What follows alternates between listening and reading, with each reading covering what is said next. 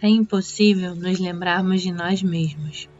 Isso porque queremos viver apenas pela mente. Mas o depósito de atenção da mente, como a carga elétrica de uma pilha, é muito pequeno. E nossas outras partes não têm vontade de se lembrar. Na analogia do condutor, do cavalo e da carruagem, a mente é o condutor. Nossa mente deseja fazer algo, trabalhar de forma diferente daquela com que operava antes. Quer se lembrar de si mesmo. Todos os interesses relacionados à mudança pessoal, à autotransformação, pertencem apenas ao condutor, ou seja, são puramente mentais. No que diz respeito ao sentimento e ao corpo, essas partes não estão interessadas em colocar a autorrecordação em prática. O mais importante, porém, é produzir mudança, não na mente, mas nas partes que não estão interessadas. A mente pode mudar com muita facilidade, mas a transformação não é obtida por meio da mente. Se ocorrer por meio dela, será inútil. Portanto, precisamos ensinar e aprender, não por meio da mente, mas do sentimento e do corpo. Ao mesmo tempo, o sentimento e o corpo não possuem nem a linguagem, nem a compreensão de que dispomos. Não compreendem nem o russo nem o inglês. O cavalo não precisa compreender a língua do condutor, nem a carruagem a do cavalo. Se o condutor disser em inglês, vire à direita, nada irá acontecer. O cavalo compreende a linguagem das rédeas e só irá virar à direita em obediência às rédeas. Ou, se for outro cavalo, talvez ele vire sem rédeas, caso seja esfregado em algum lugar de costume. Assim como são treinados os jumentos na Pérsia. A mesma coisa acontece com a carruagem. Ela tem sua própria estrutura. Se os eixos viram para a direita, as rodas traseiras vão para a esquerda. Mais um movimento e as rodas vão para a direita. Isso acontece porque a carruagem compreende apenas esse tipo de movimento e reage a ele à sua maneira. Assim, o condutor precisa conhecer as características e os pontos fracos da carruagem. Somente assim poderá conduzi-la na direção desejada. Mas se ficar simplesmente sentado em seu banco e disser, na sua própria língua, vá para a direita ou vá para a esquerda, o conjunto não irá se mexer, mesmo que ele fique gritando durante um ano. Somos uma réplica exata desse conjunto. Isolada, a mente não pode ser chamada de homem. Assim como um condutor sentado à mesa de um bar não pode ser chamado de condutor no cumprimento de sua função. Nossa mente é como um motorista profissional que permanece sentado em um bar ou em casa e sonha que está levando passageiros a vários lugares. Assim como sua divagação não é uma viagem de verdade, apenas tentar trabalhar com a mente não irá levar a lugar algum. Só nos tornaremos criadores de teorias, como lunáticos. O poder para mudarmos a nós mesmos não está na mente, mas no corpo e no sentimento. Infelizmente, porém, nosso corpo e nossos sentimentos são construídos de tal maneira que não ligam a mínima para nada, desde que estejam felizes. Vivem apenas para o momento presente e têm memória curta. Apenas a mente vive para o amanhã. Cada parte tem sua própria virtude ou mérito. O da mente é olhar para a frente, mas apenas as outras duas podem fazer. Até agora, a maior parte de nossos desejos e anseios foi acidental, surgindo e existindo apenas na mente. Em nossa mente, surgiu acidentalmente o desejo de realizar alguma coisa, de mudar alguma coisa, mas ele só existiu na mente, e nada mudou. Apenas uma ideia básica surge na cabeça, e cada um de nós permanece como era antes. Mesmo se trabalharmos 10 anos com a mente, se estudarmos dia e noite, nos lembrarmos de nós mesmos na mente e nos esforçarmos, nada faremos de útil ou real. É que na mente não há nada para mudar. O que precisa mudar é a disposição do cavalo. O desejo precisa estar no cavalo, e a habilidade, a capacidade, na carruagem. Ao dizer, nos lembrarmos de nós mesmos, estamos nos referindo a nós. Mas nós, nosso eu, significa nosso sentimento, nosso corpo e nossa sensação. Nós mesmos não somos nossa mente, nem nosso pensamento. Nossa mente é apenas uma pequena parte de nós. É claro que essa parte está relacionada, está conectada a nós mesmos. Mas essa é só uma pequena relação. Muito pouco material é alocado a ela por nossa organização interna. Digamos que se nosso corpo e nosso sentimento recebem, para sua existência, a energia e os diversos elementos necessários na proporção de 20 partes, nossa mente recebe apenas uma parte. Nossa atenção é o produto desses elementos, desse material. Cada uma de nossas partes tem sua própria atenção.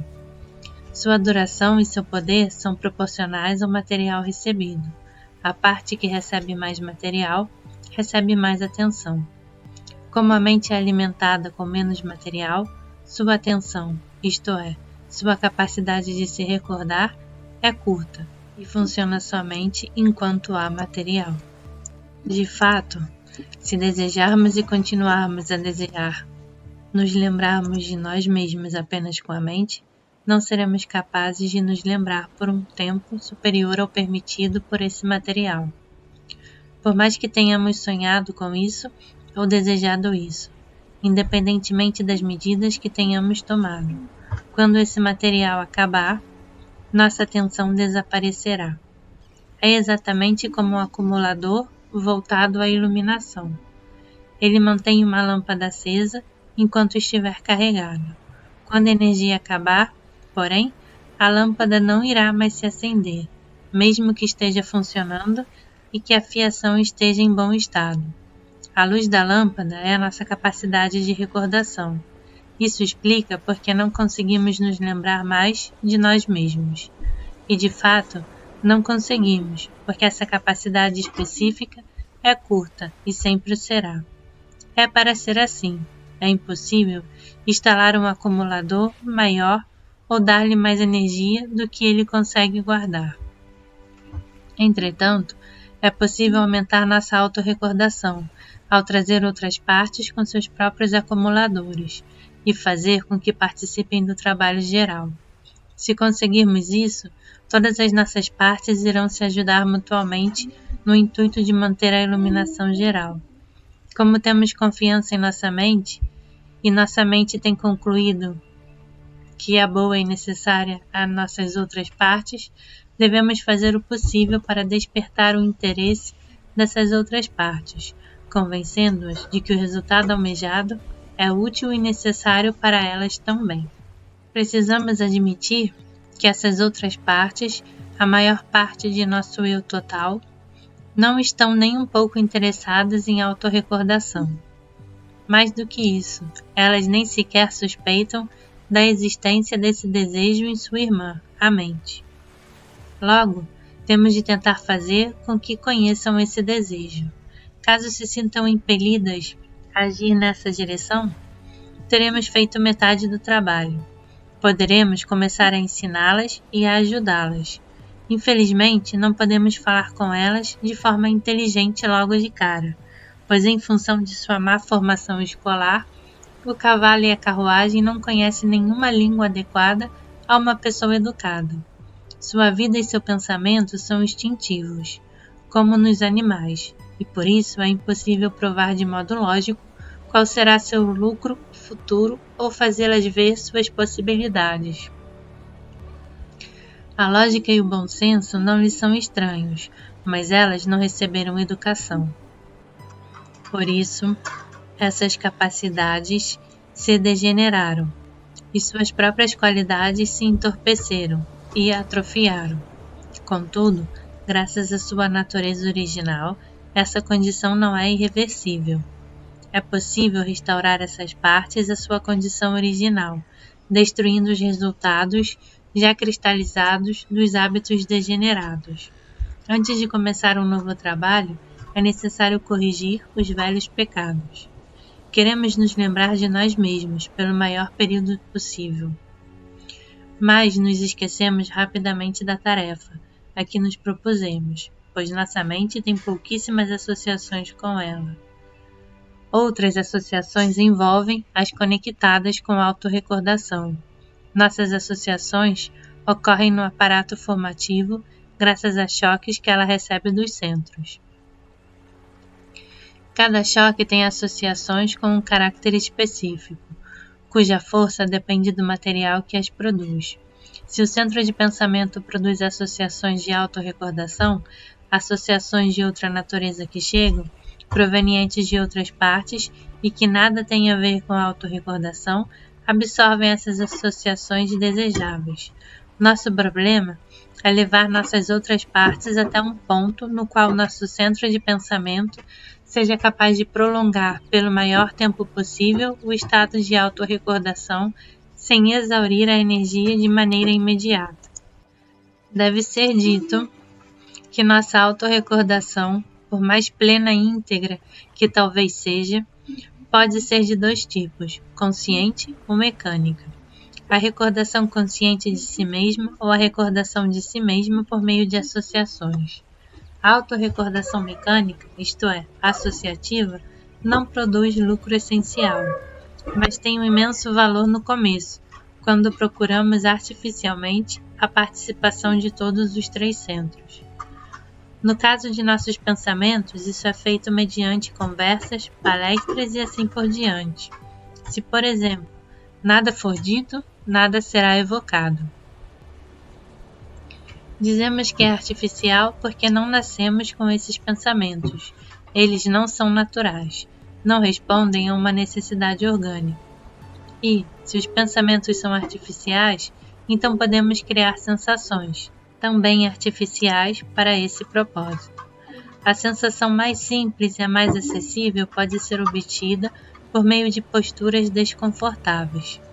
Podemos, por exemplo, assumir uma posição com a qual não estamos acostumados. Nos sentamos como nunca sentamos antes. Por alguns instantes ficamos bem, mas depois de algum tempo começamos a sentir dor. Uma sensação estranha e pouco comum sobe pelas pernas. O tempo todo sentimos a necessidade de nos mexer, de movermos as pernas no intuito de mudar a posição desconfortável. Mas, no presente, propusemos-nos a tolerar a dor, a manter o corpo todo nessa posição, sem que nada se mova, exceto a cabeça. Nesse momento, queremos nos esquecer da autorrecordação e concentrar toda a nossa atenção, todo o nosso pensamento em não nos permitir mudar de posição automática ou inconscientemente.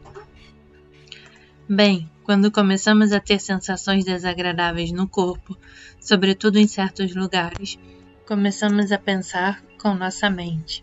Eu desejo muito ser capaz de me lembrar de mim com frequência. Eu desejo. Você sou eu. É o meu corpo. Dizemos ao nosso corpo. Você, eu. Você também sou eu. Eu desejo. As sensações que o corpo está tendo e todas as sensações similares. Desejamos que elas nos lembrem. Quero me lembrar com frequência. Todas essas sensações irão nos lembrar. Em um dado momento, voltamos ao desejo de nos lembrarmos de nós mesmos. E nos lembramos graças à mente. Perguntamo-nos, será que também me lembro por meio das sensações? Com efeito, vemos que pelas sensações não nos lembramos de nós mesmos. Assim, assumimos uma postura específica e pronunciamos essas palavras. Eu quero me lembrar de mim mesmo. Ao pronunciarmos a palavra eu, temos uma sensação puramente subjetiva na cabeça, no peito ou nas costas, de acordo com o estado em que nos encontrarmos nesse momento. Não devemos dizer eu mecanicamente, como uma palavra, mas percebendo em nós mesmos sua ressonância. Isso significa que, ao dizer eu, devemos ouvir com atenção a sensação interior e observar, no intuito de não dizer mais a palavra eu de modo automático, por mais que a digamos. A segunda palavra é quero. Ao pronunciá-la, sentimos a vibração que nos ocorre com o corpo todo. Me lembrar. Cada pessoa, ao se lembrar de algo, tem um processo no meio do peito, que mal é percebido. De mim mesmo. Ao dizer de mim mesmo, estamos nos referindo a todo o nosso eu. Em geral, quando dizemos as palavras de mim mesmo, costumamos entendê-las como um pensamento, um sentimento ou um corpo. Agora, precisamos entendê-las como um todo, a atmosfera, o corpo e tudo o que há nele. Cada um dos 4 elementos em si tem sua própria natureza e seu próprio lugar de ressonância. Se os 4 ressonarem no mesmo lugar, nunca seria possível a todos ressoarem com a mesma intensidade. Nossos centros são como acumuladores ou baterias, dos quais a corrente flui durante certo tempo, caso apertemos um botão. Depois, ela para de fluir, e o botão precisa ser liberado para que a bateria se encha de eletricidade. Porém, em nossos centros, os quais produzem ressonância, quando pronunciamos cada um dos 4 elementos, o gasto de energia é mais rápido do que de uma bateria. Eles precisam de repouso em turnos, a fim de poderem reagir, como campainhas, cada uma com sua própria bateria. Enquanto dizemos eu, uma campainha responde. Ao dizermos quero, outra campainha. Me lembrar, uma terceira. De mim mesmo, a campainha geral. Cada centro tem seu próprio acumulador de energia. Uma característica comum a todos nós é que os acumuladores de nossos centros só são preenchidos com energia quando esta é gasta, a fim de que não reste neles energia além daquela sendo despendida. Ao mesmo tempo, nossa máquina tem um acumulador geral, independente dos acumuladores pertencentes aos centros. A energia nesse acumulador geral é produzida apenas quando todos os acumuladores trabalham um após o outro, em uma combinação definida. Com isso, o acumulador geral é carregado. Nesse caso, o acumulador geral torna-se um acumulador no sentido pleno da palavra, pois reúne e armazena energia de reserva nos momentos em que certa energia não está sendo gasta. É possível prolongar a memória da autorrecordação ao fazer com que a energia que temos dure mais, puxando a energia diretamente do acumulador geral.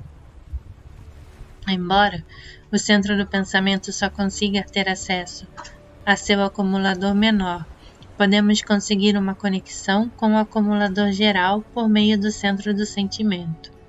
O sentimento é muito mais perceptivo e sutil do que o pensamento, sobretudo pelo fato de seu aparato formativo ser a única parte que funciona.